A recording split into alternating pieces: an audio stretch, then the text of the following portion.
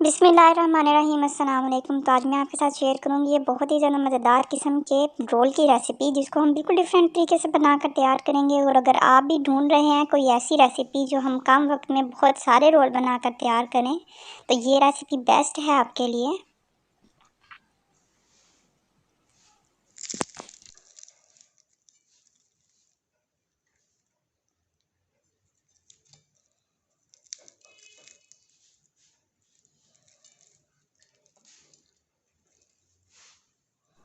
तो आप देख सकते हैं माशाल्लाह से कितनी क्रिस्पी ये रोल हमारे बनकर तैयार हुए हैं। तो चलें फटाफट से इन रोल्स को बनाना शुरू करते हैं। तो रोल्स बनाने के लिए सबसे पहले हम अपनी डो गूंद कर तैयार करेंगे। तो उसके लिए यहाँ पर मैंने 2 कप मैदा ले लिया है। साथ ही मैं इसमें शामिल करूँगी तकरीबन हाफ़ टी स्पून नमक और हाफ़ टी स्पून मैं इसमें शामिल करूँगी कलौंजी के। तो इसके बाद अब मैं इसमें शामिल करूँगी तकरीबन 4 टेबलस्पून पिघला हुआ घी। तो अगर आप चाहो तो इसकी जगह ऑयल भी इस्तेमाल कर सकते हो, लेकिन मैं रेकमेंड करूँगी कि घी का ही इस्तेमाल कीजिएगा। इससे जो आपके ये रोल है ना, वो बहुत ज़्यादा क्रिस्पी और कुरकुरे बनकर तैयार होंगे।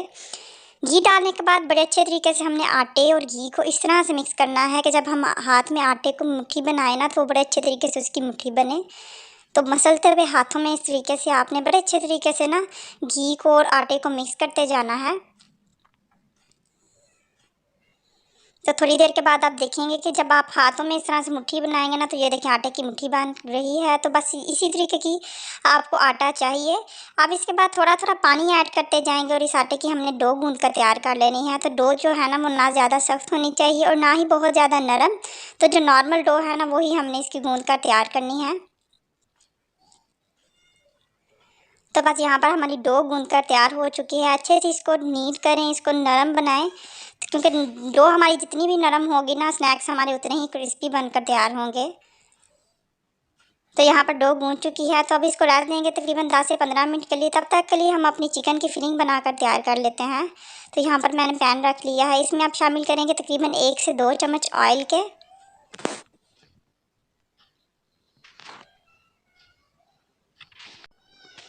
ऑयल डालने के बाद इसमें मैं शामिल करूंगी हाफ़ टी स्पून साबुत ज़ीरा।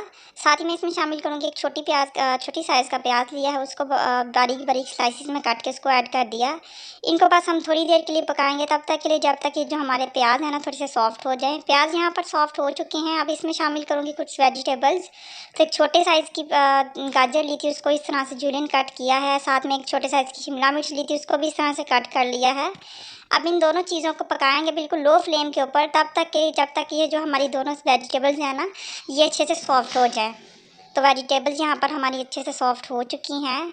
अब इसके बाद इसमें मैं शामिल करूँगी तकरीबन बंद गोभी, जो कि है 1/4 कप। साथ ही अब इसमें शामिल करूँगी तकरीबन 1 कप उबला हुआ चिकन, जिसको कि मैंने नमक और सिरका डाल के जस्ट बॉईल कर लिया था और इसके इस तरह से रेशे बना लिए थे। अब इसमें कुछ स्पाइसेस ऐड करेंगे। तो नमक है हाफ़ टी स्पून, दरदर लाल मिर्च है हाफ़ टी स्पून, काली मिर्च का पाउडर है हाफ़ टी स्पून लाल मिर्च का पाउडर, 1 टीस्पून इसमें जाएगा सूखे धनिया का पाउडर, 1 टेबलस्पून इसमें जाएगा चिली सॉस, 1 टीस्पून इसमें जाएगा ग्रीन चिली सॉस और 1 टेबलस्पून इसमें शामिल करेंगे सिरका।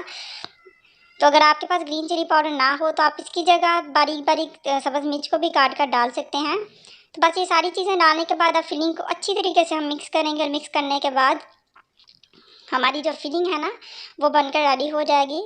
तो बस आपने बहुत अच्छे तरीके से इसको मिक्स करना है, ताकि जो हमारे सारे मसाले हैं ना, वो हर तरफ इक्वली फैल जाएं और अच्छे तरीके से वेल कंबाइन हो जाए।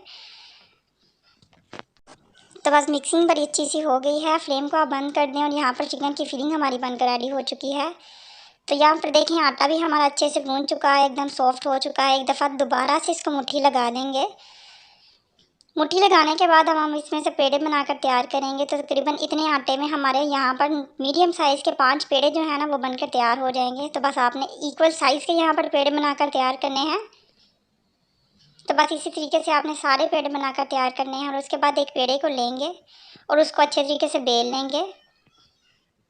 तो नॉर्मल साइज़ की हम यहाँ पर इसकी रोटी बेल कर तैयार कर लेंगे।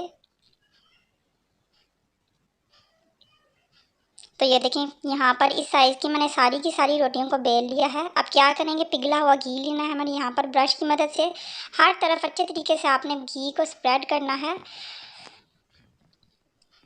ब्रश की मदद से मैं इसलिए लगा रही हूँ ताकि जो हमारा घी है ना वो बहुत ज़्यादा ओवर नहीं लगे रोटी के ऊपर। तो बस इस तरीके से हर तरफ अच्छे तरीके से घी फैलाने के बाद थोड़ा सा मैदा लेके उसको छन्नी की मदद से इसके ऊपर अच्छे तरीके से स्प्रेड करेंगे। तो बहुत ज़्यादा मैदा इसके ऊपर स्प्रेड ना करिएगा, बस इतना ही करिएगा कि जो है ना वो हमारा घी हल्का सा ड्राई हो जाए। अब ये करने के बाद जो हमारी दूसरी रोटी है उसको इसके ऊपर रखेंगे।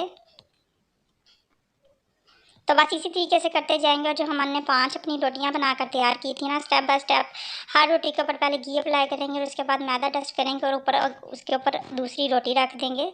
तो सारी रोटी में हमने सारी रोटी के साथ सही यही प्रोसेस करेंगे।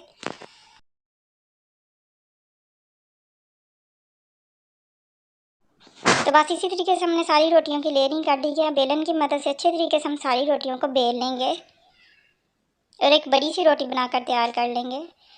अब एक छुरी की मदद से पहले तो इसको हाफ में से कट करेंगे इस तरीके से, और उसके बाद हमने इस तरह से तिरछी लाइनें लगानी है और एक तरफ अपने अपना कॉर्नर बनाएंगे और दूसरी तरफ से जो है ना वो हमारा इस तरीके से वीडियो में दिखाए गए तरीके से आपने इस तरीके से पूरी रोटी के ऊपर इस तरह से कट लगा लेने हैं।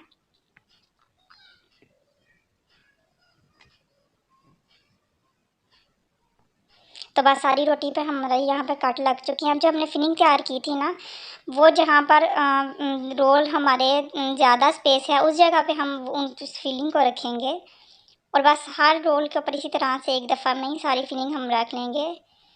अब इसको फोल्ड कर लेते हैं। तो क्या करेंगे ना, साइडों से थोड़ा थोड़ा डो को उठाएंगे और उसके ऊपर अच्छे तरीके से इसके अंदर पहले तो फिलिंग को कवर करेंगे ताकि जो हमारी फिलिंग है ना वो बाहर नहीं आए,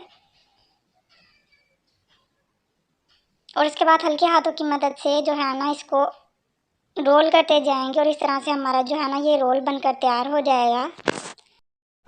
तो बस सेम प्रोसेस को फॉलो करेंगे और इसी तरीके से हम ये सारे रोल्स अपने बनाकर तैयार कर लेंगे। तो देखिए माशाल्लाह से ढेर सारे यहाँ पर हमारे एक बार में ही कितने सारे रोल्स बनकर तैयार हुए हैं। और जब हम जहाँ पर हमारा एंड होगा उधर से हम आटे को अच्छे तरीके से प्रेस करेंगे तो इसी तरह से चिपक जाएगा। तो ये देखें यहाँ पर रोल हमारे बनकर तैयार हो चुके हैं। इसके बाद हम अपने रोल को फ्राई करेंगे। उसके लिए मीडियम लो हीट पे मैंने ऑयल को पहले से ही गर्म होने के लिए रख दिया था। हाई फ्लेम पे इनको आपने फ्राई नहीं करना, नहीं तो ये बाहर से तो पक जाएंगे लेकिन अंदर की जो लेयर्स है ना इनकी वो कच्ची रह जाएंगी। तो बस मीडियम टू लो फ्लेम के ऊपर आपने इनको अच्छे तरीके से हिलाते हुए हर तरफ से अच्छा सा कलर आने तक आप इनको फ्राई कर लेना है। तो ये थोड़ा सा टाइम लेते हैं क्योंकि अंदर तक अच्छे से फिर पक जाते हैं। अगर आप इनको जल्दी जल्दी फ्राई करेंगे तो ये बाहर से तो अच्छे से पकेंगे लेकिन अंदर से बहुत कच्चे रह जाएंगे, इनकी लेयर्स अच्छे से खिल कर नहीं आएंगी। तो कोशिश ये कीजिएगा बड़ी इत्मीनान के साथ इनको फ्राई कीजिएगा। इसी स्टेज पर अगर आपको वीडियो मेरी थोड़ी सी भी पसंद आए ना तो वीडियो को मेरी लाइक कीजिएगा। मेरी रेसिपी अच्छी लगी तो कमेंट करके मुझे ज़रूर बताइएगा और मेरे चैनल को सब्सक्राइब कीजिएगा। तो बस रोल यहाँ पर हमारे फ्राई हो रहे हैं। तो आप देखेंगे तकरीबन 7 से 8 मिनट के बाद कुछ इस तरह का कलर आ गया है रोल्स के ऊपर। अब हम इनको थोड़ी देर और फ्राई करेंगे। तो तकरीबन 4 से 5 मिनट और फ्राई करने के बाद देखिए माशाल्लाह ज़बरदस्त से हमारे ये रोल बनकर तैयार हो चुके हैं। यहाँ पर माशाल्लाह से खूबसूरत सी लुक आई है, अच्छा सा कलर आ चुका है इनका। तो अब इनको सर्व करेंगे। तो चलिए मिलते हैं अगली वीडियो में किसी और यूनिक सी रेसिपी के साथ। तो एंजॉय करिएगा इस रेसिपी को, बनाइएगा ज़रूर और मुझे अपना फ़ीडबैक मेरे साथ शेयर कीजिएगा। तो ये रोल बनाने के बाद आप समोसा, कचौरी, रोल्स हर चीज़ को भूल जाएंगे। ये इतने टेस्टी बनकर तैयार होते हैं। बाहर की लेयर एकदम क्रिस्पी रहती है और अंदर से ये देखें बहुत सारी बारीक लेयर्स हैं और कच्ची बिल्कुल भी नहीं रहती। तो ट्राई कीजिएगा और अपनी फैमिली के साथ अपना फ़ीडबैक मेरे साथ शेयर कीजिएगा।